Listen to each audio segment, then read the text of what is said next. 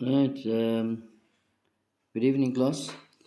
So today we're looking at worksheet 10L.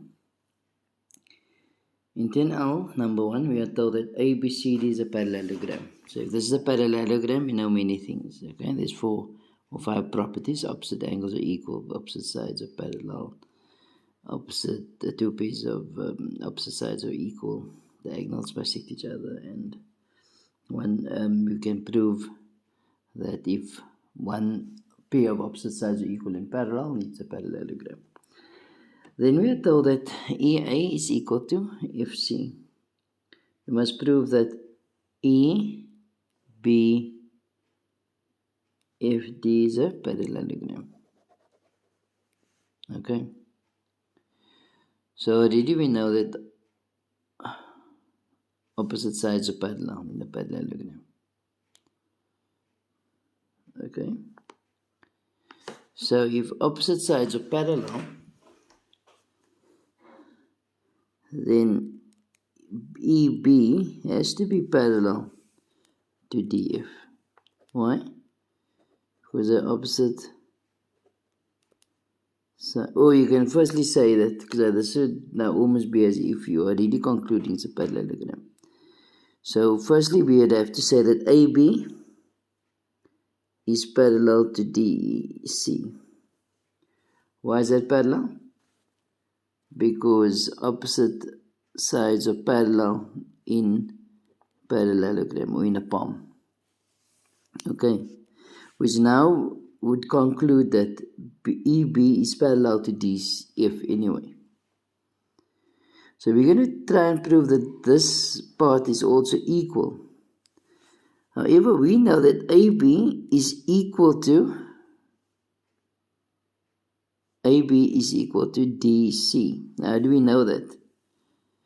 Because we know that two pairs of opposite sides equal in parallelogram. Okay. Now, AB is made up of AE plus the length of EB. That's AB.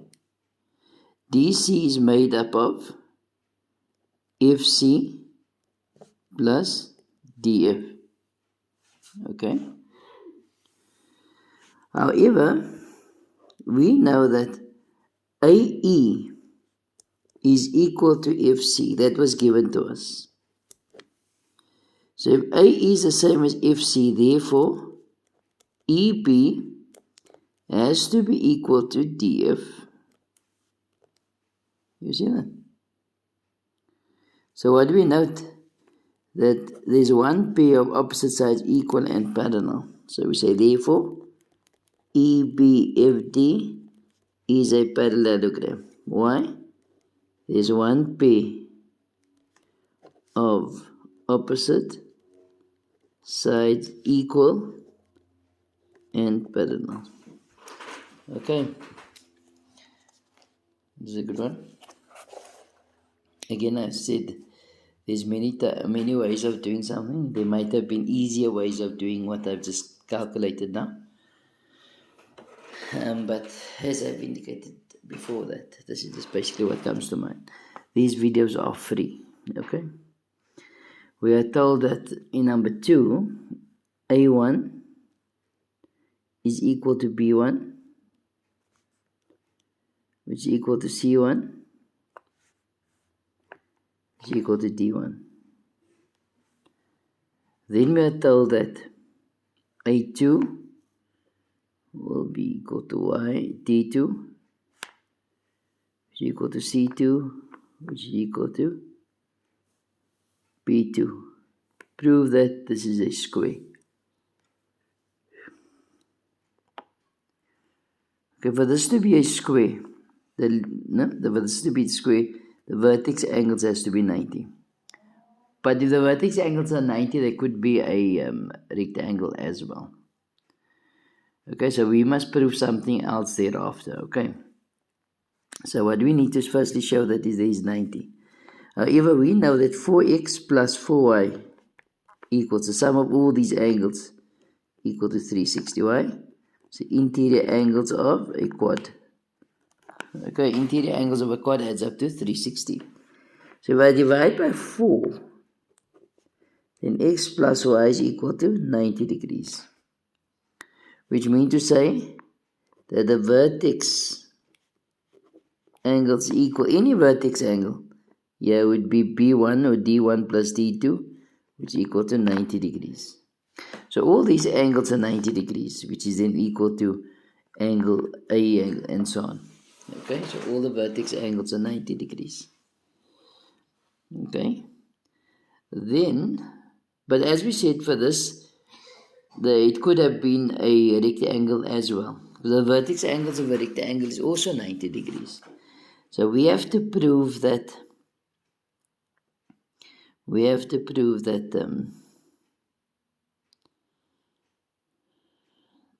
that these are 45 degrees. Okay, so 90.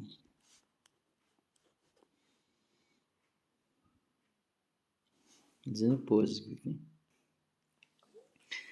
Okay, so as we said at this point, this could be a rectangle or a square. However, in a square, if I can prove this angle is 90, I've done the job. Because the diagonals are perpendicular either in a rectangle. No, I'm sorry. Diagonals are perpendicular either in a square, a kite, or a rhombus. So we already ruled out a rhombus or a kite. It has to be a square or a rectangle. So as we said, we have to go further and prove it, because at the least it can be at this point is a rectangle. So we know that in this triangle ABO, okay, we can say that angle AOB plus x plus y has to be equal to 180 degrees. Why? The sum of triangles, and it's triangle BOA. So you got AOB equals 180 minus x plus y. You see, we're taking that over. But what's 180? What is x plus y was 90? So 180 minus 90 is going to give you 90 degrees.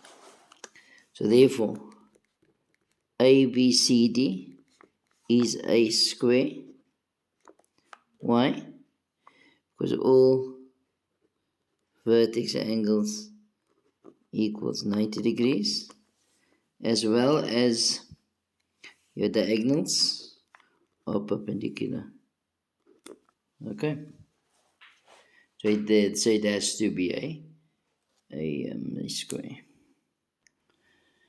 Okay, so for number 3, we are told that BCD is 60 degrees. Then we are told that AC bisect BCD, which making each angle 30 degrees. Okay, prove that ABCD is a rhombus. Okay, so at this point, the least this can be is a parallelogram. Okay, because of these two pairs of opposite sides are parallel. Okay, so if this is 30, remember there's many properties of a rhombus, no? That is 30, so this is going to be 30. Okay, alternate angles, and this will be 30. Alright, which will result in those being equal, so it has to be a rhombus. Okay, can you see that? So let's lay this out. So you say that C1 is equal to C2, it's equal to 30. Why? Because the AC bisect BCD. Okay, that was given to us. Okay, so we got 30 and 30. So we're saying that A2 is 30 because of the fact that it's alternate angles. Okay, so alternate angles with AD being parallel to BC. Okay,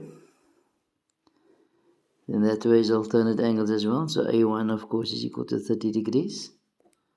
Why? Because the alternate angles are alternate angles with AB being parallel to DC. Okay, let's stop and go to the next video.